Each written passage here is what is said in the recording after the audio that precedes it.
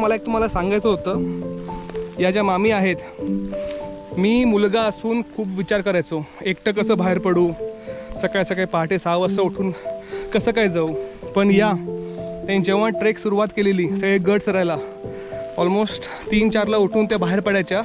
कधी एकट्या बाहेर पडल्या आहेत, कधी मैत्रिणींना बळजबरी घेऊन बाहेर पडल्या आहेत, पण त्यांनी त्यांच्या सर्व इच्छा पूर्ण केल्यात. सगळे ट्रेक केलेत. म्हणजे या गोष्टी ॲप्रिशिएट करण्यासारख्या आहेत.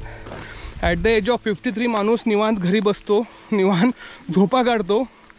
पण काही काही असतात लोक, त्यांना शेवटपर्यंत सगळं लाईफ जगावंसं वाटतं. जोपर्यंत आपल्या हातापायात शक्ती आहे तोपर्यंत सगळे गड फिरा, ट्रेक करा.